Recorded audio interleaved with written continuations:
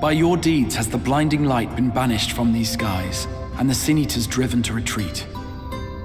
Although our many hurts will be years in the mending, I have faith that this world and her people will one day be whole once more. With no rejoining in prospect, the Source need no longer fear the coming of an 8th umbral calamity.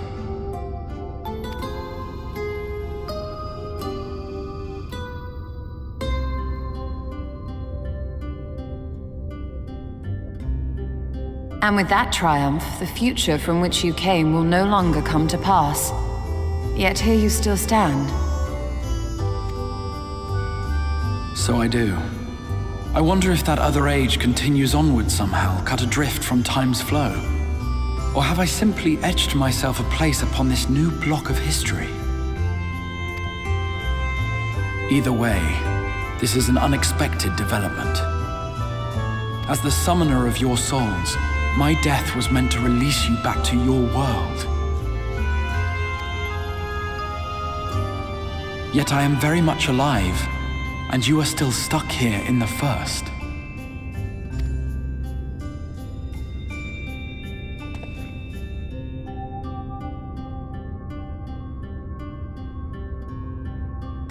I believe I speak for us all when I say that we are happy to postpone our return if it means your life is spared. We will seek out another way.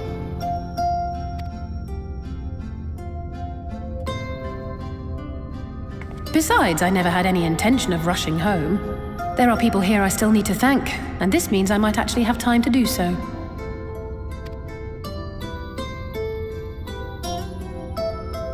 Yet we dare not neglect our comrades in the Source. Mistress Tataru, to name but one, will be most anxious to know how things stand with us. So, you'll just have to make the journey alone for the moment. Be sure and give a full report to our fellow scions, would you? Oh, and we'd also appreciate any news you can bring us from back home.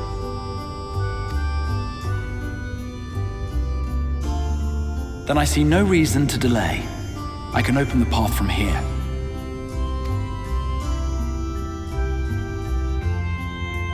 I imagine we each have matters demanding our attention, so let this be a farewell for us all.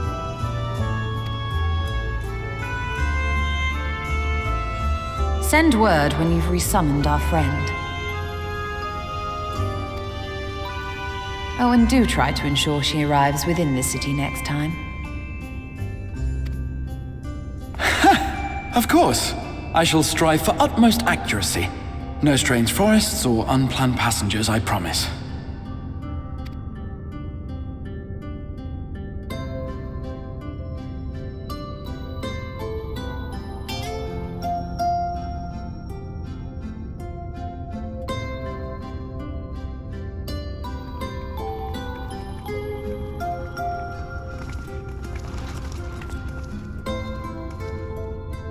I'm a little relieved, to be honest. I would have been terribly lonely if everyone had suddenly disappeared.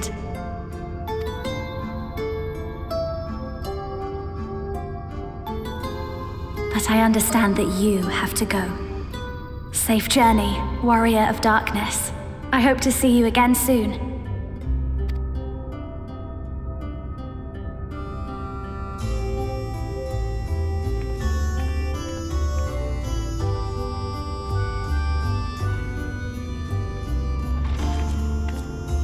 Just a moment while I attune the portal. Then you can be on your way.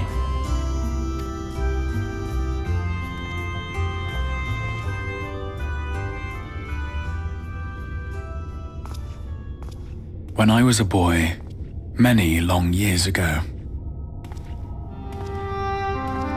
I yearned to stand tall as the heroes of Eld.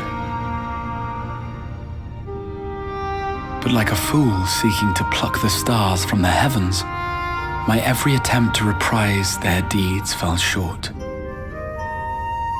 And then one day, an all but forgotten dream from my youth stood before me in the flesh.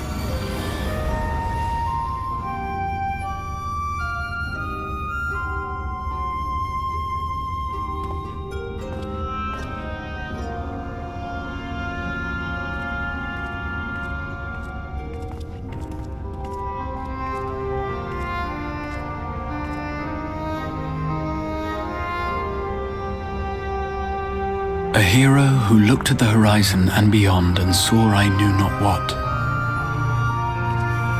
All I knew was that I would give anything to stand at that hero's side.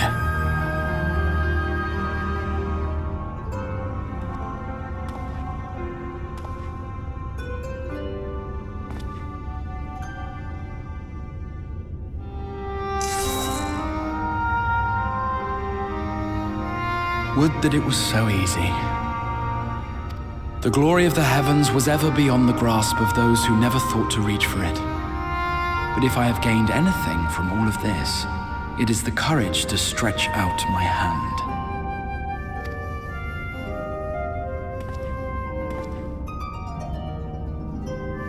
Do you hear me, Grahatia? This is no time for sleeping.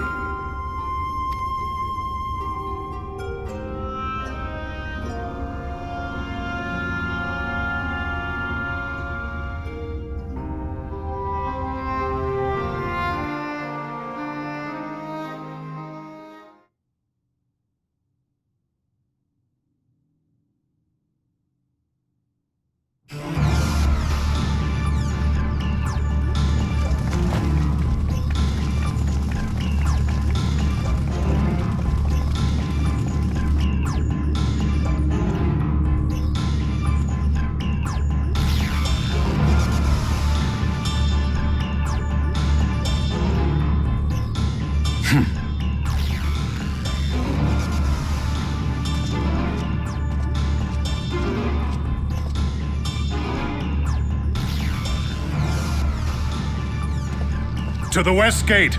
I want to know what's happening there.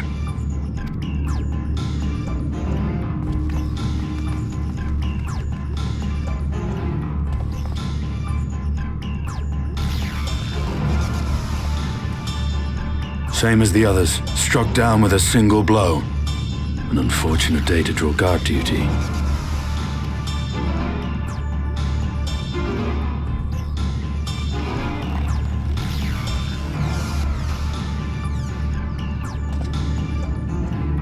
Forgive me. These were your people. We took advantage of this slaughter to slip into the palace. 'Tis not for me to grieve them.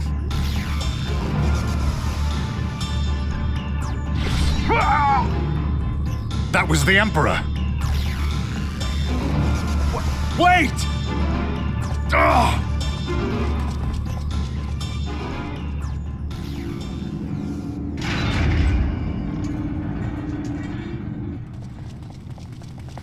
Your radiance!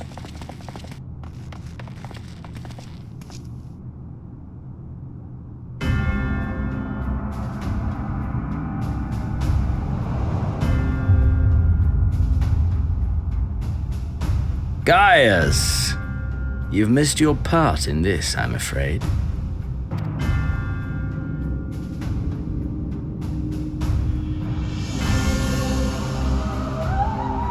Identify yourself, demon!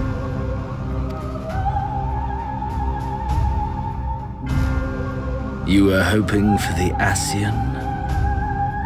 The Craven shed this skin and fled, rather than face me. A pity. I was looking forward to crossing blades with myself.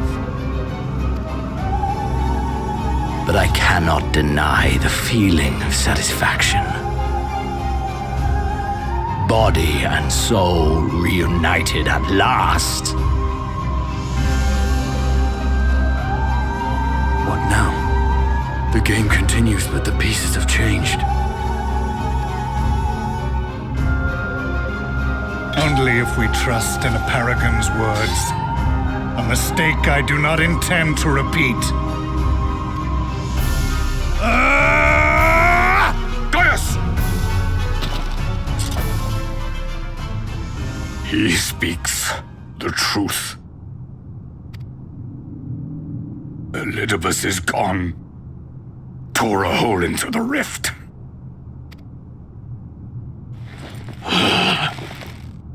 Xenos, my foolish, greedy son. Was a second life not enough? Was the Empire too rich a prize to ignore?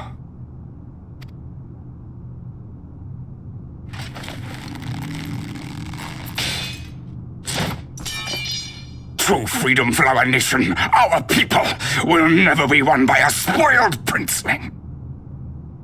The burden of this throne is beyond you.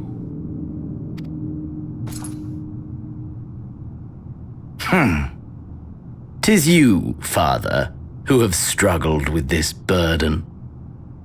Simply holding the Empire together has occupied your limited faculties. But you may take comfort in knowing that I have no intention of pursuing your tedious agenda. Nor am I interested in ruling over the Empire's lands. I came only to remove that which ruins my sport. I will not have my prey stolen by your petty wars and cowardly weapons.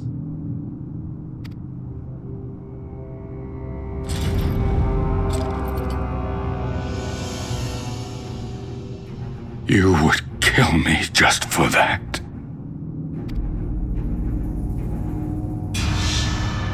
I need no other reason.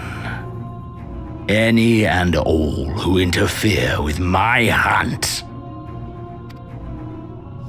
will not do so twice!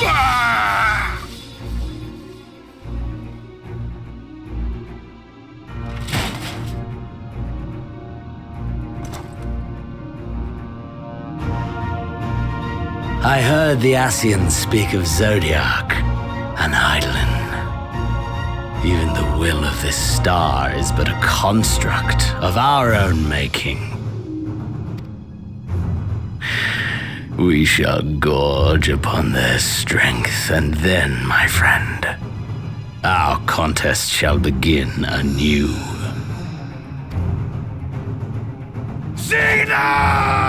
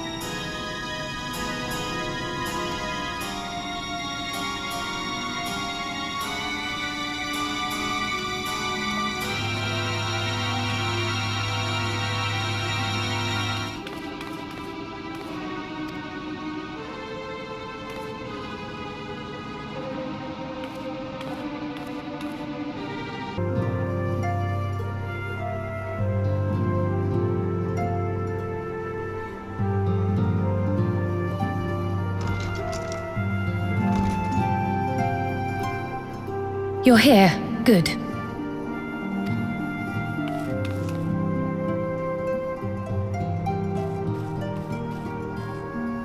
So, how are they? Still locked in slumber, but otherwise in good physical health. For the present, at least.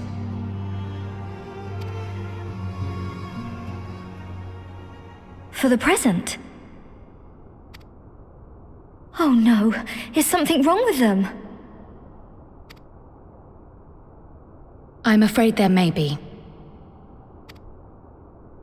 I summoned you after detecting faint signs of instability in Thancred's corporeal ether. But subsequent examination suggested all 5 might be affected. And when I examined them just now, my fears were confirmed. Tellingly, the degree of instability varies between them. Thancred exhibits the most notable signs, followed by Y'shtola and Urianger. The twins' ether, meanwhile, remains relatively stable, but there is a change there too if one knows to look for it. Hold on. Isn't that the order they were called away in? Indeed. Which leads me to believe the instability will only increase with time. Though I can but speculate, I fear this may be a symptom of a weakening link between body and soul. By the gods! What happens if the link is broken? I cannot say for certain. This is all unknown territory to us. Yet whatever happens, it cannot be good.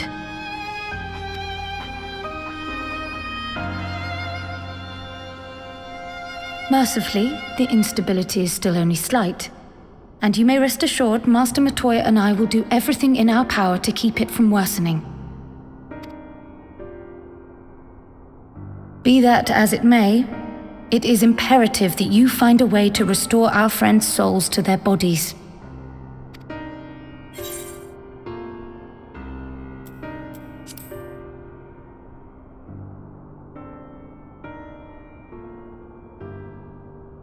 Thank you.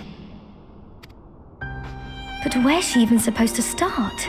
We had the greatest minds in the realm hunting high and low for an answer, and they ran out of places to look.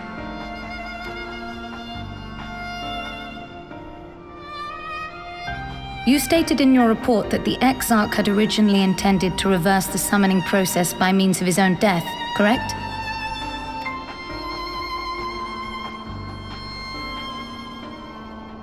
Raha always was a reckless young fool, ready to die for the first righteous cause that came along. His plan might well have worked, but I, for one, am glad he never had the opportunity to see it through. Even if it does mean our friends must remain stranded a while longer. There is another way, I am sure of it. And the key lies with him, with the Exarch. Pray return to the First and apprise him and the others of the situation. We, meanwhile, will do what we can from here. And, if the fates are kind, we will have good news to share upon your return.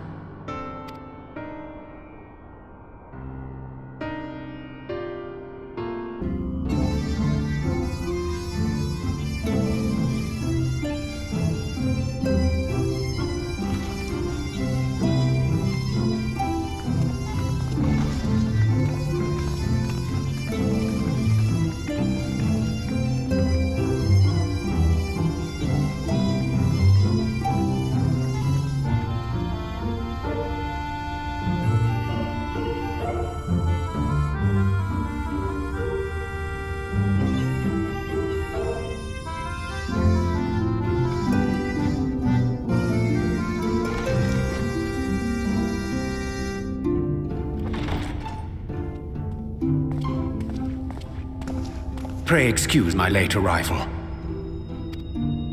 Will Thancred and Reen not be joining us? Nay, milady.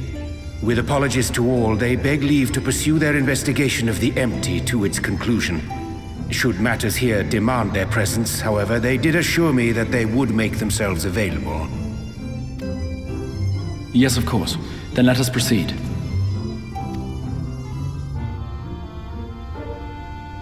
I think it best that you begin by providing a summary of Mistress Kreia's findings.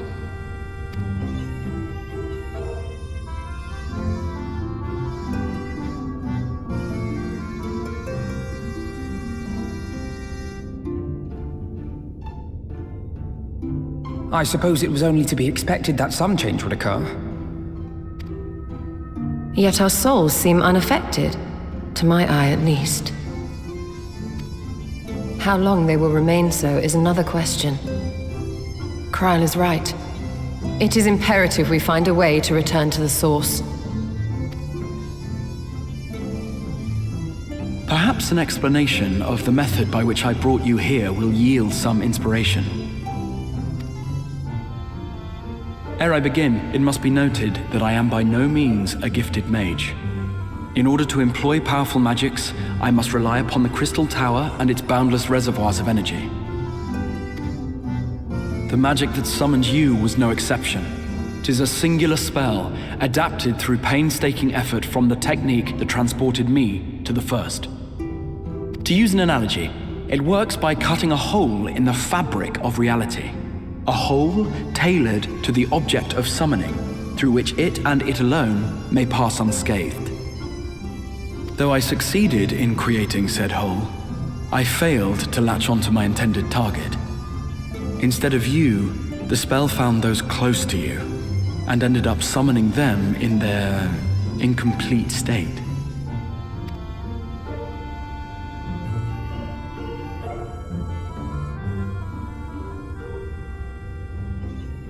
I would not soon throw my life away, not after the lengths you and yours went to save it.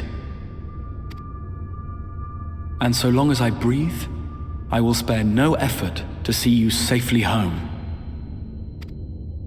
But should all else fail, and your lives be at stake, there remains one sure method.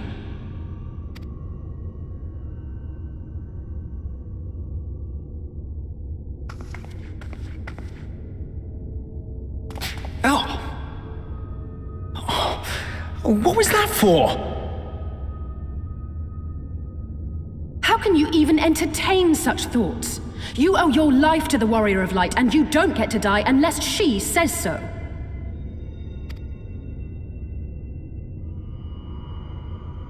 Your followers await your divine judgment. What did you just...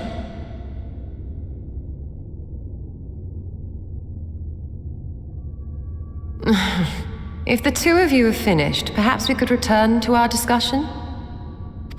Rather than dwelling upon the multiple failed attempts at transference, I think it would behoove us to focus on the solitary success.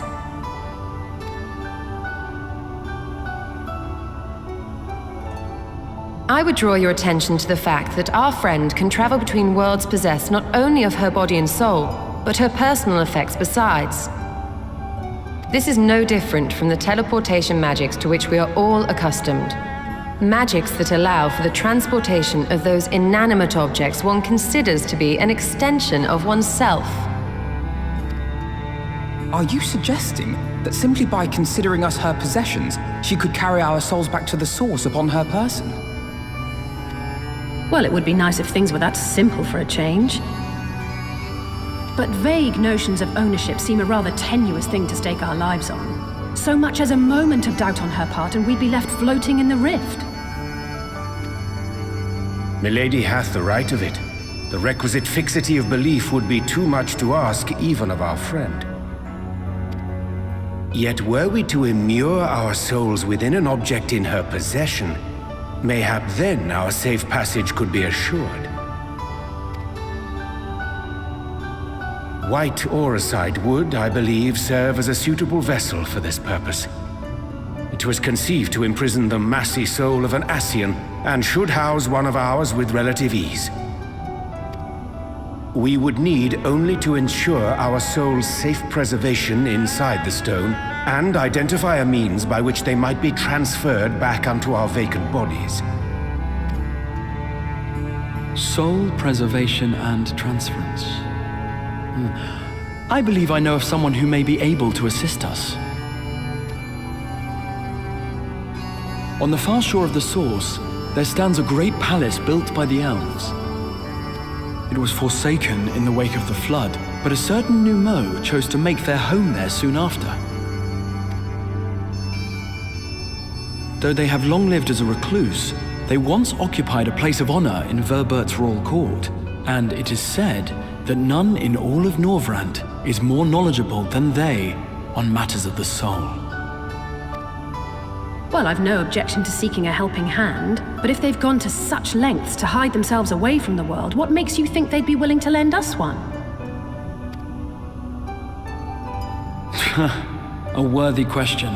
Years ago, I myself tried and failed to solicit their cooperation in the battle against the Sin Eaters. No sooner had I begun to make my plea than they unleashed a swarm of their familiars upon me. Unlike me, however, you have curried favor with the Fae folk. By that merit alone, I am hopeful that they would grant you an audience. They may still be inclined to turn you away, of course, but if their knowledge might feasibly facilitate your return home, we have to try.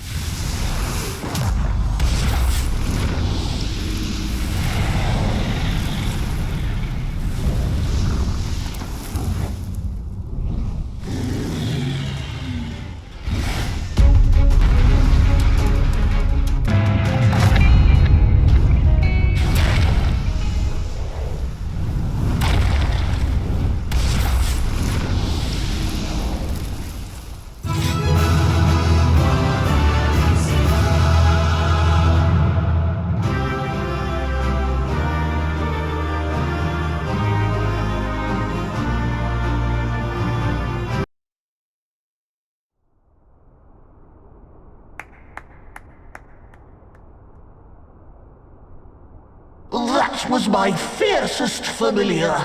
Oh, impressive.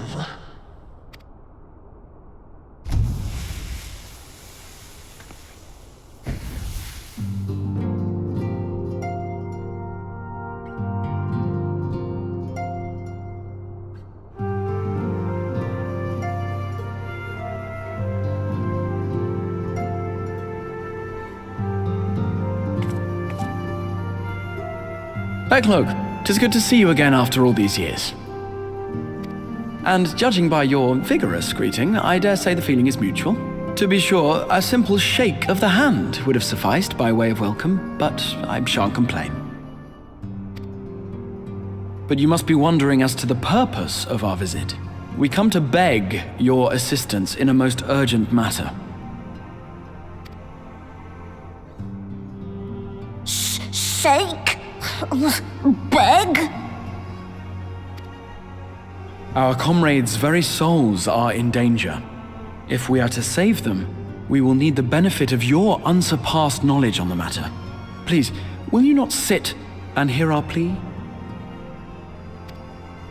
Oh, how dare you! How dare you speak thus in my presence! It was to escape such words of temptation that I hid myself from the world of men. You are sinners, one and all, and I swore never again to have any part in your affairs. I can only imagine what terrible events forced you into a life of seclusion. But I know that the Numo are a good and noble folk. It is not in your nature to turn a blind eye to the plight of those around you. And in treating with us, I am certain whatever mistrust you feel for man will begin to heal.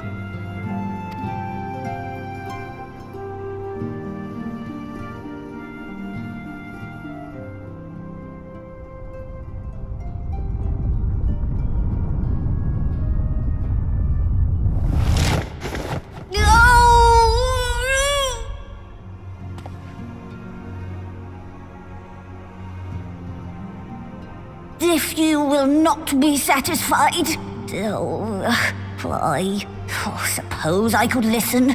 After all, there's no harm in just... No, I mustn't. Not again. That damn court mage seemed to have the best of intentions too, and countless innocents died for my naivety.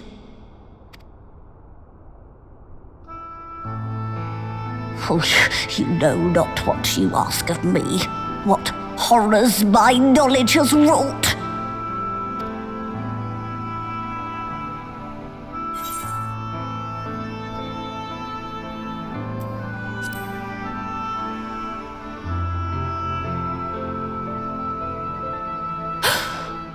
You know of the plague? Then you know how dangerous soulcraft can be. Instead of saving your friends, you risk damning them. Are you sure you're willing to take that chance? No. No.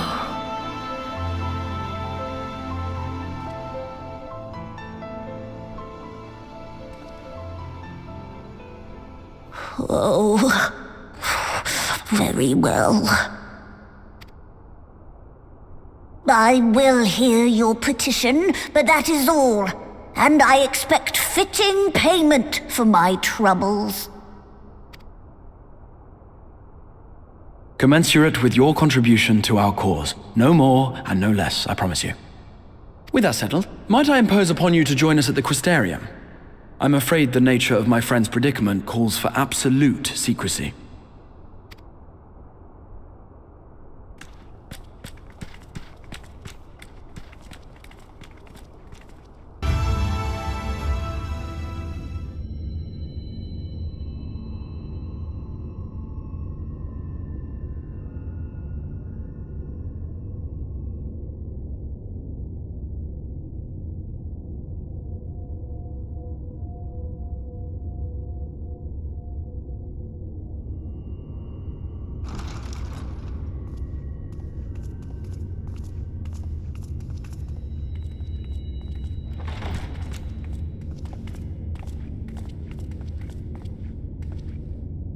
I'm sorry.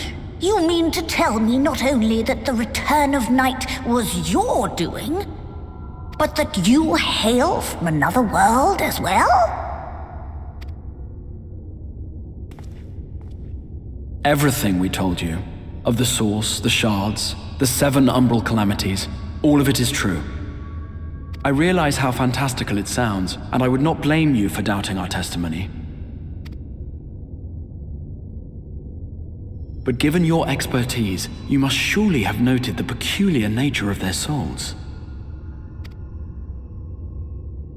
Any other time and I would have dismissed your stories as balderdash and flummery.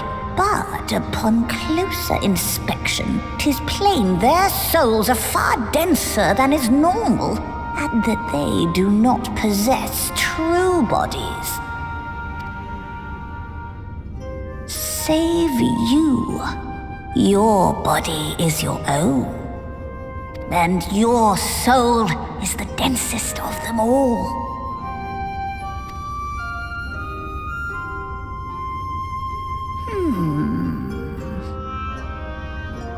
As I said before, were it not for their heroism, the skies over Norvrant would still be awash with light, the realm yet at the mercy of Vorthri and the Sin Eaters.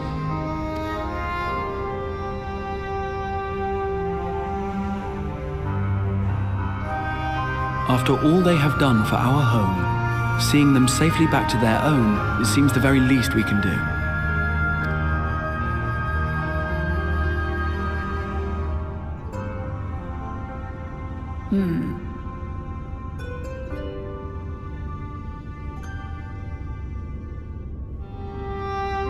Your tale is intriguing. Yes, very intriguing indeed. Simply to hear it is fitting payment in itself. As for your friends, I can but agree.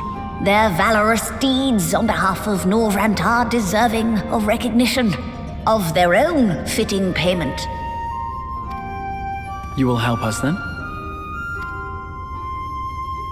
I will. I would see my knowledge put to good use for a change. I do have one condition, however. I am not the spry young Numo I once was. As such, I will require assistance in my fieldwork and testing. It would be our pleasure. We'll be laboring for our own benefit after all.